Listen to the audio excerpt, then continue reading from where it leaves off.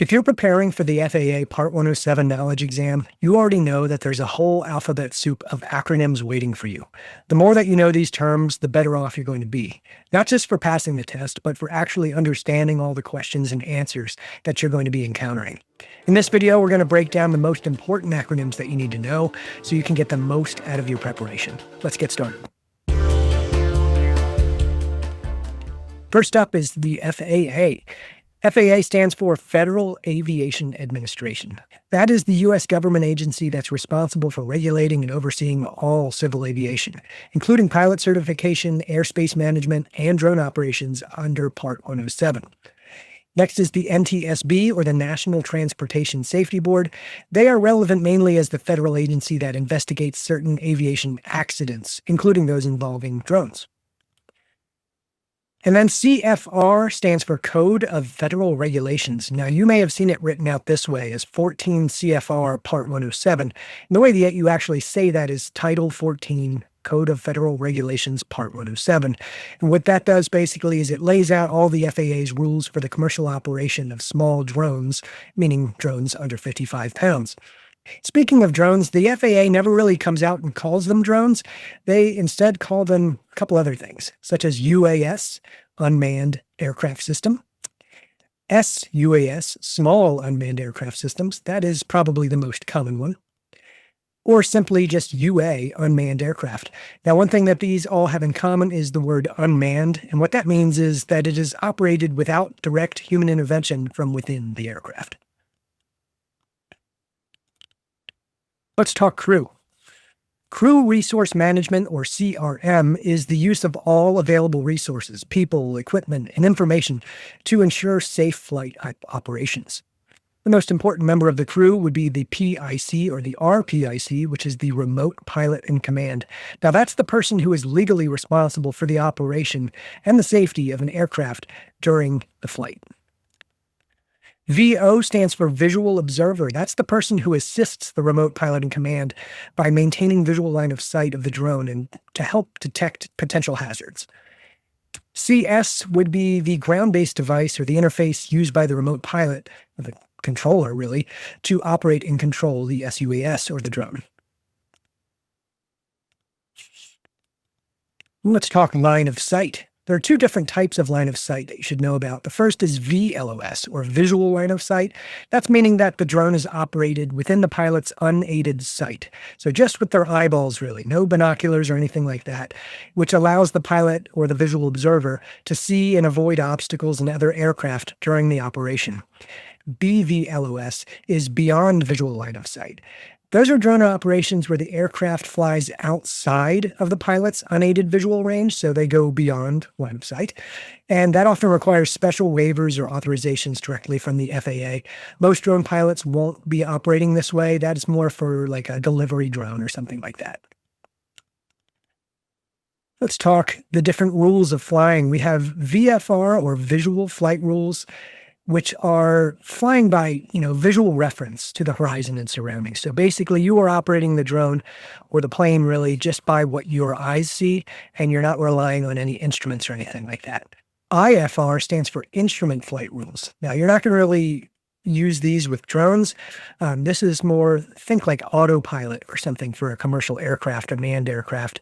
Now, the reason that you need to know some of this non-drone related content really is because you are sharing the airspace with manned aircraft, and the FAA wants you to be sure that you know more than just what relates directly to drones, since again, you're sharing that airspace. And then some of these rules relate to degrees of visibility, or how much visibility there is. And visibility is always measured in miles, or statute miles, which you'll see as SM. For example, for visual flight rules, you need a minimum of 3 statute miles of visibility to meet VFR minimums. Let's talk AGL and MSL. You're going to see these quite a lot in your preparation. You will definitely see these on your 107 exam. AGL stands for above ground level, and that is a measurement of an aircraft's altitude relative to the terrain that's directly beneath it. rather than by sea level. And as you can imagine, MSL is a measurement of the aircraft's altitude relative to the average sea level. So that's why MSL means mean sea level. And that's used as a standard reference for navigation in airspace. So MSL is more common, but you will need to know both of these because both will definitely come up during your exam. You may recognize this chart as the U.S. airspace classes, and this is all part of the National Airspace System, or the NAS. So the National Airspace System, this is comprised of all the airspace, navigation facilities, airports, regulations, and all the procedures that together allow safe and efficient flight operations within the United States. That is NAS. Let's talk more distance here. I already mentioned statute miles, or SM, but I threw it up here again. You should also be aware of NM, or nautical miles. You will see both of these. And nautical miles, it's another unit of distance used in aviation and maritime navigation. Fun fact, nautical miles are a little bit longer than statute miles. Next, we have ATC, which stands for Air Traffic Control. Air traffic control is the service that manages and directs aircraft within the National Airspace System to ensure safe and efficient flight operations. Now, what you're looking at here is a CT control tower. Control towers are ground-based facilities that are located at airports where air traffic controllers manage takeoffs of planes, landings, and they manage ground traffic to ensure that safe and efficient operations are happening. And another thing to know about control towers, if you're looking at a sectional chart, I've got a little snippet here. If you see an icon for an airport, if the icon is blue like this and this, that means that there is an active control tower, or at least that there's a control tower present at that airport. And if the icon is magenta, it means that there is no control tower at that specific airport. CTAF, that stands for Common Traffic Advisory Frequency. This is one that you are definitely going to get at least one or two questions on your knowledge exam. CTAF is the radio frequency used at uncontrolled airports. That means there is no active control tower. So it's a way for pilots of manned aircraft to communicate their positions and intentions to each other, again, to maintain safety. You can always find the CTAF radio frequency by looking at the letters and everything and the words next to an airport on a sectional chart.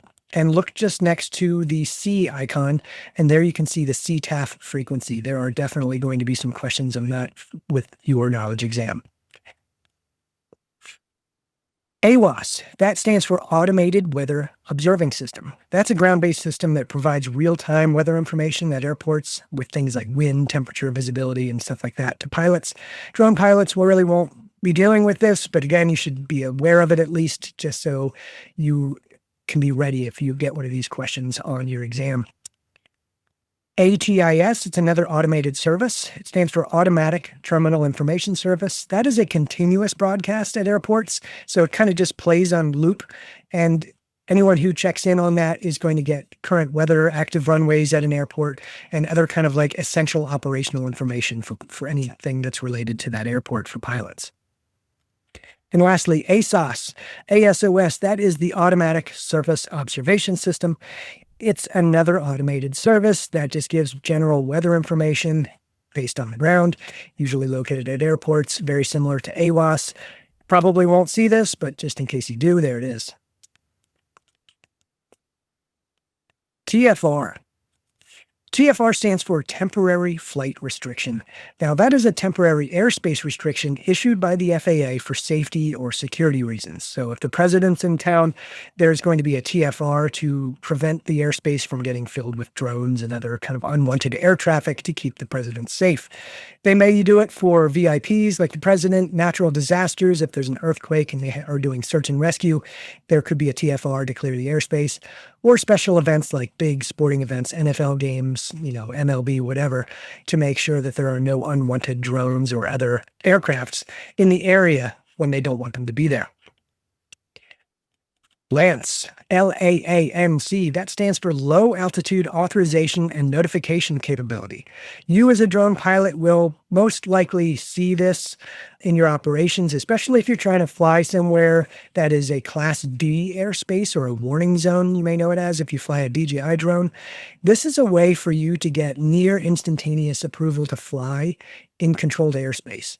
So if you're trying to just fly for fun, or if you have a job or something like that and you need to fly in a controlled airspace like Class D, you can open up your phone and get into an app that has a LANC authorization and request and get that approval very, very easily.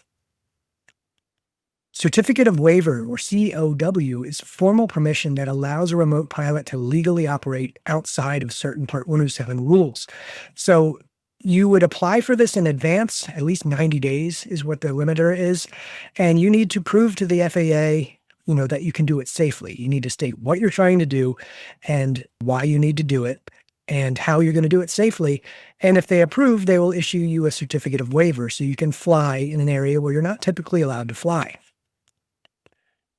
COA is somewhat similar to COW. Certificate of Authorization, it's more for government entities or public entities to operate drones in controlled airspace in specific conditions. So like think of a police force, if they're trying to use a drone and they need to fly somewhere where typically drones aren't allowed to fly, since they're a public entity, they would need to apply for a certificate of authorization to do that.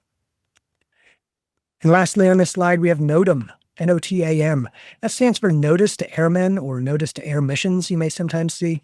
That is a time-sensitive notice issued by the FAA to inform pilots of temporary changes or hazards in the national airspace system. Examples of this could be like closed runways, airspace restrictions, or like if there's a TFR in place, they may issue a NOTAM to inform pilots. MTR stands for Military Training Route. On this screen here, you can see there are a couple MTR, military training routes. They are these light gray lines, and this one is called VR1004. This is IR18. I'll get into what VR and IR stand for very soon here. Military training routes are designated routes that allow military aircraft to fly at very low altitudes and high speeds for training purposes. Basically, the FAA just wants you to be aware that you should steer clear of them because they're dangerous to be around, and they don't want to deal with drones along those routes. And on the same topic of military, we have MOA. That stands for Military Operation Area. That's a very special use airspace where military training and maneuvers can occur. And pilots are advised to exercise extreme caution if you ever find yourself flying through those, but really you should just avoid them altogether. Now back to these routes. So VR, just like this route right here, VR stands for Visual Flight Rules, or VFR military training route, meaning that the pilots who are flying along those routes are flying by what they see with their eyes. They're not using instrumentation for their flight.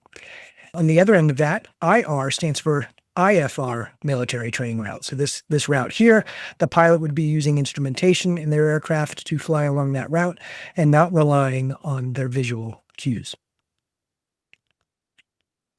Remote ID. RID is how you will see that abbreviated.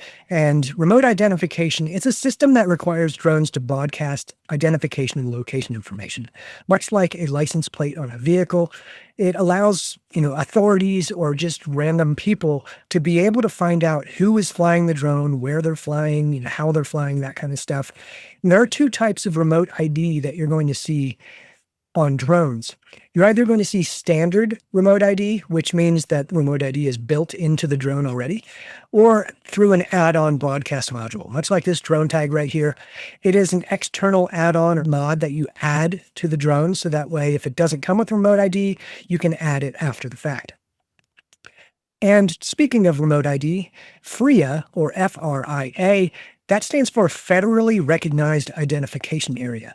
And that's a location where drones can fly even if they don't have remote ID. In fact, it's really the only place that drones without remote ID can operate.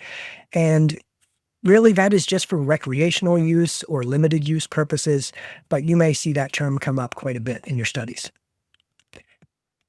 ADS-B stands for Automatic Dependent Surveillance Broadcast. Think of this as remote ID for big airplanes. This is kind of it's very similar.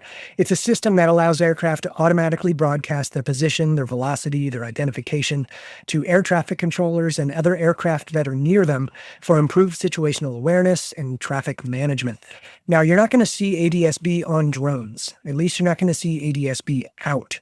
Now, some drones can receive ADS-B. That's called ADS-B in.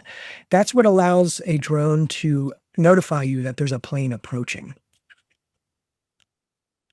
And then GPS stands for Global Positioning System. It's just another kind of built-in mod or, piece of the drone that gives the pilot more information about their drone related to where it is, how fast it's going, its altitude, and things like that. Let's talk weather reports. There are two types of weather reports that you should know about. The first is the METAR reports. That stands for Meteorological Aerodrome Report. And that is a routine aviation weather report. It provides current weather. So in that very moment it's reported from an airport. So it's going to be including wind, visibility, temperature, dew point, sky conditions, things like that for that moment for that airport. The other type of weather report that you need to know about are TAF reports. That stands for Terminal Aerodrome Forecast. Now, that is a time-specific weather forecast for an airport that typically covers 24 to 30 hours. So unlike METAR, it's not just that moment. It's more of an extended or like a 2-day forecast, something like that. And it also includes wind, visibility, precipitation, sky conditions, that kind of stuff. Now, you'll notice a lot of abbreviations within each of these different types of reports, and there's a lot to learn about these. I'm not going to get into all of that with this video, but I am going to talk about a few on the next slide. One example is KT. So KT it stands for knots. And anytime they're relating to wind speed, you're going to see wind speed is always shown in knots. G stands for gust, and wind gusts as a G will also be displayed next to a number telling you the speed in knots of that gust. SCT stands for scattered cloud cover. OVC means overcast. You may see some combinations like this one, TSRA. That means thunderstorm with rain. And you may have noticed that a lot of these are pretty obvious, like you could just kind of guess, but they're not all that way. So I have one more example here of BR. Now, BR means mist. Now, it might not be as easy to guess as the others. So I am going to throw a link to a more complete list of all of these different types of identifiers and how they're coded in those METAR and TAF reports. You should definitely check that out. Still on weather here. This one's pretty obvious. OAT or OAT stands for outside air temperature. I don't think I need to explain that one. SIGMET means significant meteorological information. Now, that is a weather advisory issued to pilots and air traffic controllers for really severe or really hazardous conditions, like thunderstorms that are kind of severe, turbulence, icing, volcanic ash, big, horrible things that can really affect all aircraft in the area. AIRMET or Airman's meteorological information, it's not quite as severe. It's just a weather advisory for more moderate conditions, but they're still potentially hazardous, like turbulence, icing, low visibility. And these are more of a concern for like smaller aircraft. Let's talk time. You're going to need to know what UTC stands for. That is Universal Time Coordinated. That is the primary time standard that's used in all of aviation for consistency across time zones worldwide. And you'll often see this referred to as Z or Zulu time. So back on those METAR and TAF reports, if you ever see a Z, you should know that that is referring to the time of day. Medication and health. OTC stands for over-the-counter. Those are just drugs that are available without a prescription that could potentially affect a pilot's performance, like NyQuil. Relating to injury, so AIS stands for Abbreviated Injury Scale. That's a standardized system that classifies and scores individual injuries by severity. It's typically on a scale of 1 to 6, and that's used by the NTSB, which is that National Transportation Safety Board, when they're investigating accidents. So an AIS score of 1 would be like minor bumps, bruises, and scrapes, and an AIS score of 6, someone just dies. ADM. Aeronautical decision-making. This is a big one. ADM is a systematic approach that pilots use to make safe and effective decisions before and during a flight. There are a lot of different ways that go into this, and there are a lot of checkpoints or checklists rather, and here they all are. There's the I'm safe checklist, PAVE, decide, and care. Now, all of these fall under the aeronautical decision-making umbrella. Now, I'm safe is a way for a pilot to evaluate their own condition. Are they ready to fly? Are they sick? Illness? Medication? Have they taken a medication recently that could impair their ability to fly? Stress? Are they stressed about something that's, weighing on them? Are they drunk? Are they really tired because they haven't slept in 3 days? All of that just for the pilot to evaluate their own condition. PAVE is more of an all-encompassing checklist. So it includes the entire everything about the operation, the pilot, the aircraft that they're going to be flying, the environment in which they'll be flying in, as well as external pressures that could affect the overall operation. Now, external pressures could be a lot of things. It's really just anything outside of the operation facing in that could affect the pilot or any part of the operation, like time constraints. Think of a manned aircraft pilot who's dealing with a whole bunch of rowdy passengers, things like that. All of that could be considered an external pressure. Decide is just more of a checklist that pilots can use to help make better, safer decisions and to choose the right course of action for any kind of moment. They need to detect, estimate, choose, identify, do, evaluate. And the last one, care. This is actually called an attention scan.